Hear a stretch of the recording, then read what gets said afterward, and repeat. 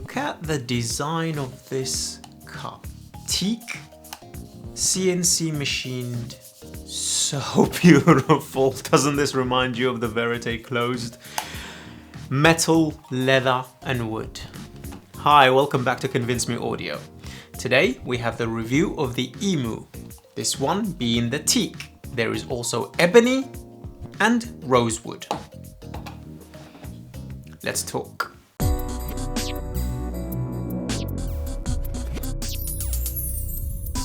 Extending a massive shout out to Mo for leaving these with me for review for what seems like months. Apologies, mate, you will get them back ASAP once the review is done.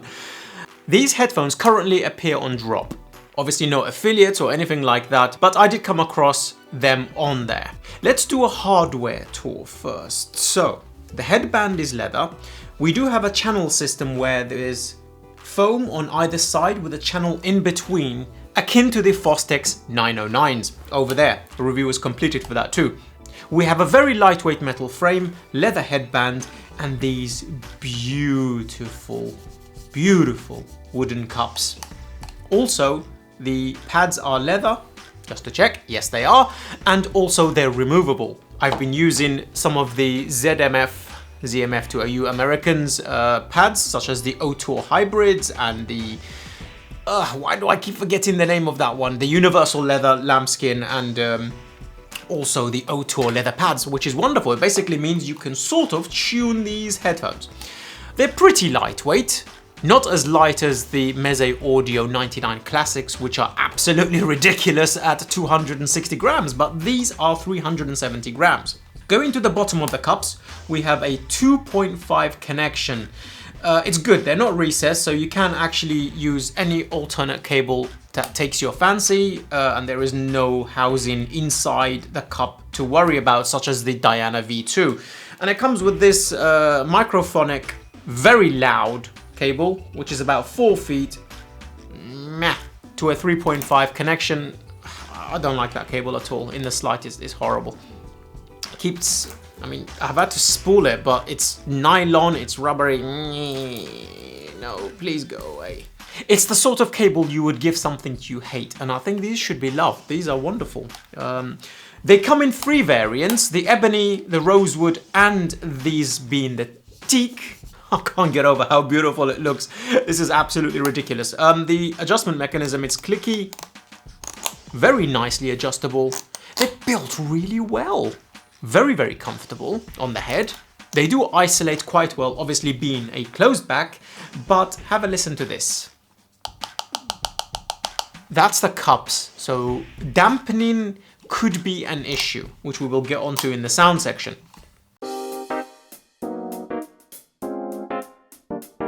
Jumping into the specification for this headphone, obviously as we've mentioned, it's a closed back. We have a 15mm neodymium magnet biocellulose driver. The frequency response can go down to 5 Hz all the way up to 45 kHz, and it's 25 ohms and a 106 dB sensitivity. So basically very easy to drive. You can drive it with pretty much anything. But we will jump into the synergy section of what these work well with in due course. The cups are completely round, they're pretty open. I never feel like my ears are touching anything, but obviously that's very subjective to me personally. The cups do rotate backwards and forwards and up and down, so you can find a perfect fit for yourself. These arms really move well. I mean, when you take into consideration something like the Bear Dynamics, horrible adjusting mechanism, this, I'm a fan. I'm a fan of these headphones. Construction, it's very well built. It's very nice looking, and I can't get over the beauty of these cups. I wish I had the ebony and the rosewood here to actually show you in comparison with these. So, my V-boys, come out. This show is for you specifically. For those of us who like a balanced tuning or a dark tuning, we will find that we have a lot of issues with this headphone. But for those people who enjoy the V, I mean, you know what they say, if you got the V in the gym, the chicks are chasing after you. It's very energetic, very detailed. So let's dive into the sound.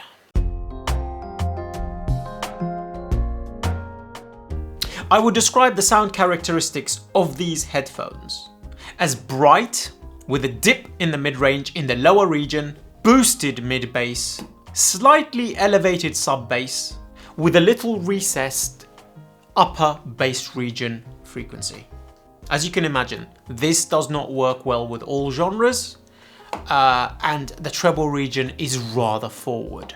Depending on the equipment you use, you could have a very, very bad time of it, or just an okay time of it. These are pretty good for imaging. They do actually resolve tracks very, very well. The drivers are very clean. The EMU TEAKs are based around the Foster design. It's the same similar process as Argon's and Modhouse, basically. They have taken a specific set of drivers that's already established and in place and just have done some minor tweaks to it, the way Modhouse does with the Argons. Now, I love listening to these headphones just around the house for TV, podcasts, and for movies. But for music, on the go, I do have a lot of issues. I am very, very treble sensitive, and unfortunately, the EMU TEAKs spike around the 6K region. They spike slightly higher than the 6K region, around 8K region to my ears audibly, but overall sound is a gentle V shape and it's pleasing to the right listener. But let's dive into the frequency response and overlay my impressions with the FR that's provided via drop and via the company that deals with the EMU TEAKs themselves, and see how it matches up. Because due to our specific hearing on an individual basis, we might find certain areas more exacerbated than others, and the frequency response is just there as a rough guide. So you can actually overlay my impressions with what it's saying and come to your own conclusions as to whether you prefer these or you don't. So, starting with the sub-bass region, it's elevated, it's got good body. Actually, it's quite surprising how well and how nuanced the sub-bass region for this headphone is, because of the openness of the stage. Though not very big, the bass response has good decay, a little bit too much actually. I think it might be due to the dampening of these cups as well, but it has good decay, it has good texture, and it's very, very vivid when it's by itself. So for example, taking one of my tracks from Infected Mushroom, they do have 140 freaking albums and singles out. So it's pretty easy to actually find a track where you get an individual sub-bass track for about 30 seconds and another element of the track will climb into the stage and be alongside the sub-bass. So for example, in the mid-mids, and then you would get a synth in the treble region, and then slowly the track gets built up. And those sorts of tracks are absolutely incredible for headphone testing, including imaging and the stage and how open it is, etc. So the sub-bass region for this headphone is pretty well articulated. It's actually pretty good. You get some good detail there. The drivers are pretty clean. I was quite surprised, to be honest with you.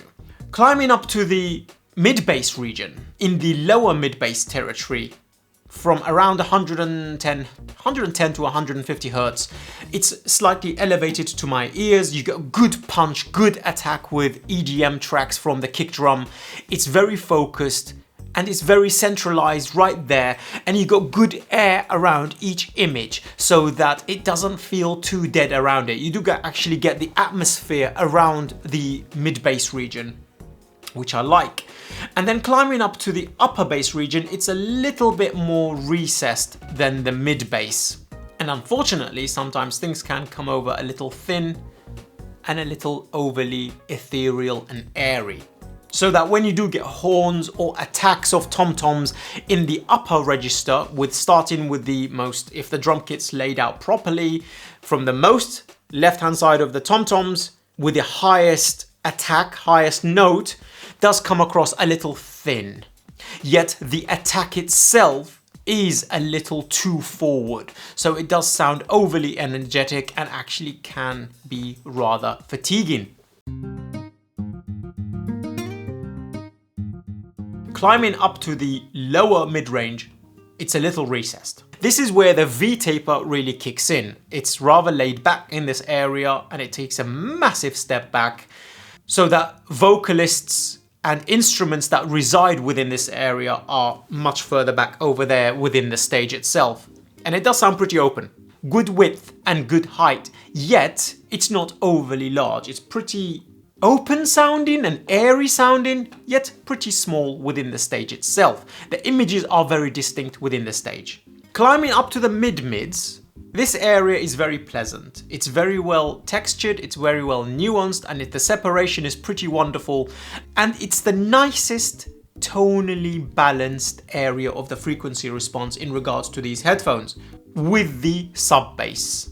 So when you do get a track that resides in the sub bass and in the mid-mids together before the whole track kicks in, it's very pleasant and you are overly surprised of how well these resolve and actually do.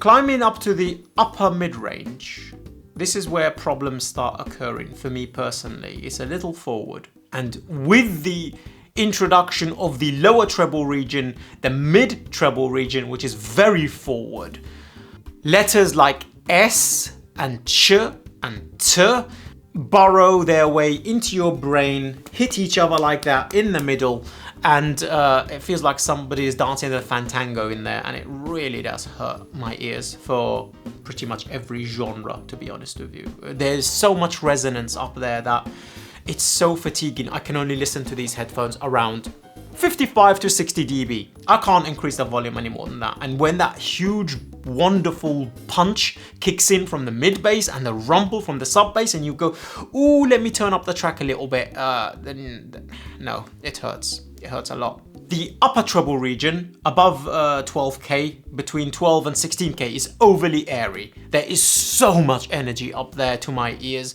I had this problem with a few other headphones, such as the Focal Clear MG, which actually extends beyond 16K all the way up to the 18K region, which is overly fatiguing and overly tiring, unfortunately. These headphones for me, on the go, unfortunately, I can't abide for too long. 40 minutes tops, and then I'm not having a good time. I mean, it's good for those people who are not treble sensitive. This is going to be wonderful. It's high resolution, quite detailed, actually, quite surprising. The separation is pretty damn good up in the treble region. But if you are treble sensitive like myself, you will find that you get tired pretty easily. So, we've alluded to imaging. Imaging is pretty damn good on this headphone. The whole track does show a lot of depth, but images are not 3D holographic the way the Meze 99 Classics presents. They're a bit more flat. The dynamics between one instrument and another in regards to volume, so when you have a high note at a specific volume within the stage, and then you have a medium note within the frequency response and within the stage, one is louder than the other. The variation between the two is not as distinct as some other headphones that we have reviewed on the channel. So the dynamics is a bit hit and miss, and it's okay. It's okay, it's not too bad, it's just not great. Detail retrieval is not too bad as well. I think a lot of that fake detail retrieval is present here rather than real detail retrieval due to the amount of sheer treble you get.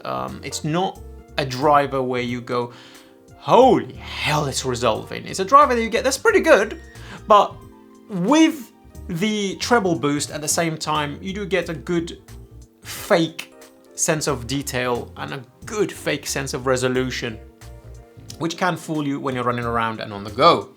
When you have an instrument and then have another instrument join it and then have vocals join those within the stage, everything's pretty distinct. I think this headphone likes a few instruments at a time. It doesn't like clustered huge amounts of real instruments. It can get a little convoluted at times, but we are talking about a closed back under $500, which doesn't really exist apart from the 99 Classics and the Argons. So we've got 3 contenders there. These are pretty damn good. They look wonderful. They feel wonderful. They're light. I like these a lot. And they do resemble some sense of balance. It's not overly unbalanced, it's just V-shaped. The tonal balance is not one of my favorites, but for some people, I think they might enjoy it. So if you do have one of these, let me know in the comment section and what your experience has been. Also, what equipment you've been using it on, because I've been getting quite a varied amount of difference in regards to the equipment I've put it on.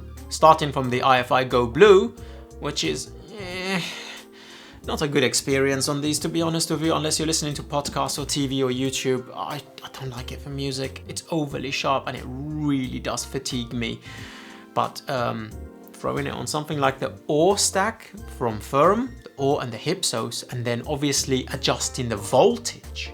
The baseline voltage for the Oar is 24 volts, but for these headphones, I've had to drop it to 22.5 volts. And that smooths out the treble a lot more, darkens the sound signature, and actually gives it control in the bass region and just tames the treble a little bit, and it's a nice experience. I've really been enjoying it. That's been my favorite system. I've not really liked this on the thing over there, Chord TT2 and the M scaler. It exacerbates the treble region and overbloats the bass region, so it's not been a fun experience on that either. But the Oar, due to that voltage and current adjustability on the fly, I'm telling you, that stack, it's killer. Can't wait to do the review for that for you guys. It's been my favorite stack. Obviously the DAC we've been using is the Benchmark DAC3. So you're looking at a $6,000 stack there with a $500 pair of headphones. Of course it's gonna drive it to its absolute limits. But I think somebody who has these, in the territory they've probably got an A90, D90 stack, and no, it doesn't sound good on that. Or like a Syncset SA1, which will probably give you a better experience. You really do need a nice, warm, smooth, if you can find one overly smooth amplifier, it really will help if you're treble sensitive. So for me, it's been the Oar. That's been the best experience. But for on the go, I've liked it. I think I'm more enamored by the design than I am with the sound signature, to be honest with you. Because they just remind me so much of the Verite closed. It's beautiful. You really can't appreciate how beautiful these cups are, these wooden cups, until you touch it and you feel it, and it just feels wonderful. Really, really wonderful. And the fact that you can decouple, yoink, like so, the pads from the driver itself, and actually take out this ring that's inside here and use something like an O2 pad from ZMF. I think people will love it for that reason. And it's a closed back. You don't get many good closed backs, you know, under $1,000. There are very few closed backs. If you start looking above $2,000, we are inundated with closed backs. The closed back shootout for you guys will be coming between Stelia, Lyrique, Odyssey LCD XC. Oh, and yeah, the Verite closed, I forgot. So yes, that shootout will be coming. Hopefully I'll get to shoot that tomorrow, but I've done individual reviews for each one of those, so feel free to check it out on the channel once this review is completed and you've finished watching it. I will provide you with links once we conclude this here on the table. So, the EMU TEAKs. Should you buy this? If you love V-shape, if you love a good closed back headphone, yes, this is for you. If you're treble sensitive like me, but you do for some reason have an Oar stack behind you on your desk, or you have something warm, that brings us to the end of the summary of this headphone. But the tigers are hungry. And how many are out to form the kill? For build and design, this is a 4-tiger experience. Especially for the price point. I mean, it looks beautiful, absolutely stunning. Ergonomics, being able to change the pads, being able to find different variations of this beautiful cup in the ebony and the rosewood, and these beautiful teaks themselves. We like that. We like choices. 2.5 connectors, it's, don't like it. They're very fragile, but the fact that they don't go inside the driver, they're outside and you can use any 2.5 cable, that's a win. built on ergonomics for tigers. Sound quality, for somebody who's into V-shape, for you guys, because it does do it quite well, 3 strong tigers.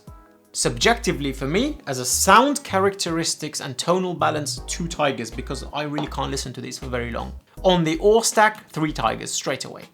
So I think it's only fair we give these their due course tiger rating, which is 3 very strong tigers.